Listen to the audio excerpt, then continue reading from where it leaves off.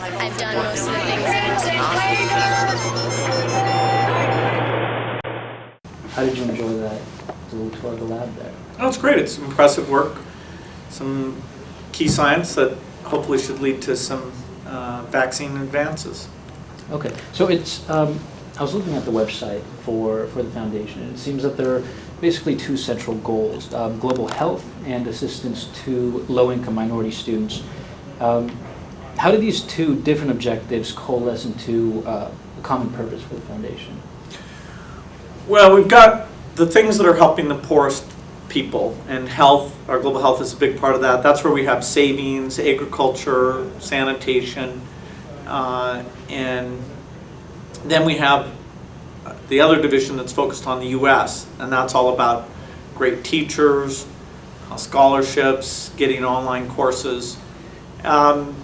Those are two different things. We decided we'd go after the greatest global inequity, which is health and the related things, and then we decided we'd go after the thing we think is most important for the U.S., which is where education, better teachers, scholarships, all that comes in. So there's really two big things, what the U.S. needs and what would make the world more equitable.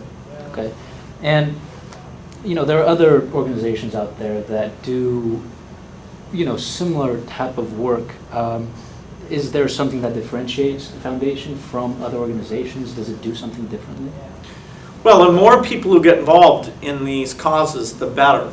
We love having foundations funding research on teacher excellence or getting great online courses up there, because it's all complementary. If somebody funds the creation of a vaccine, that gets delivered through a common vaccine system.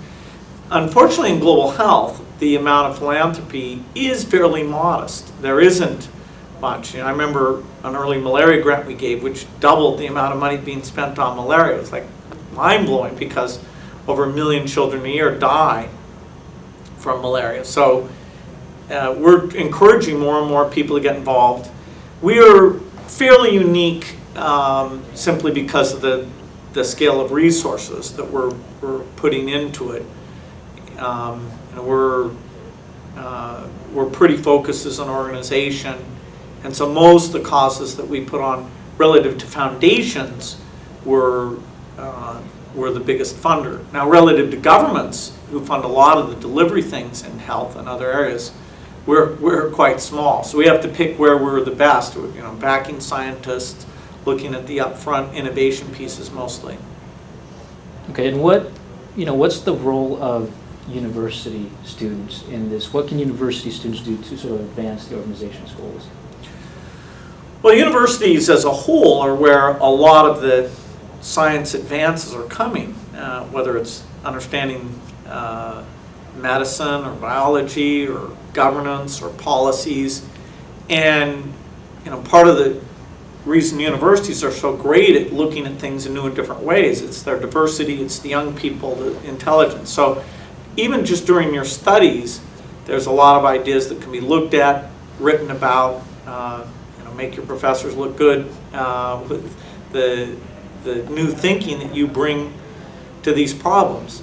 Then, of course, once you're done at the university, there's a question of what do you choose to work on, either full-time or with part of your time, or just your voice politically, or donations. Are these issues of inequity or great need, do they motivate you? Have you taken your time at the university to get familiar enough with them that that's part of your lifelong passion? And how important is research like that done here at the University of California, Berkeley, in combating these problems? Well, Berkeley's a fantastic university, and you can rank it as #1 or one of the top 10. It's phenomenal, and so our foundation often is giving grants to Berkeley to help advance the science, help us understand whether it's soil mapping or disease or some of the innovative things being done with cell phones.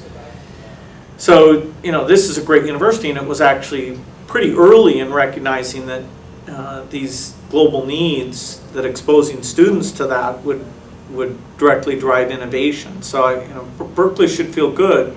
Every university can keep doing more, but it's been in the forefront. Okay, and going back a little bit to Microsoft, and this is more of a personal question, does the work at Microsoft translate in any way to the work you do here at the foundations? How do the skills or stresses sort of translate over from one to the other? Well, there's a lot in common. Picking great scientists and backing them to do hard things that people don't think can get done, having clear metrics, getting the word out about great things, getting people excited, doing that on a global basis. Those are things that I bring from my Microsoft experience. Now, our delivery conditions are much more difficult. We're not selling through a computer shop. We're taking vaccines out in the very poorest parts of the world, and understanding when you don't have electricity, sometimes people aren't literate, you have social practices that you have to fit into, that's far more challenging. And so we've got to mix skills in, scientists, people who understand business, people who understand the developing world. So I've gotten exposed to a lot of new things, but the basic idea of what does a project look like, optimism about innovation, I think that's helped me a lot to do the foundation work. Okay. Is that it? Okay, thanks. All All right, thank you.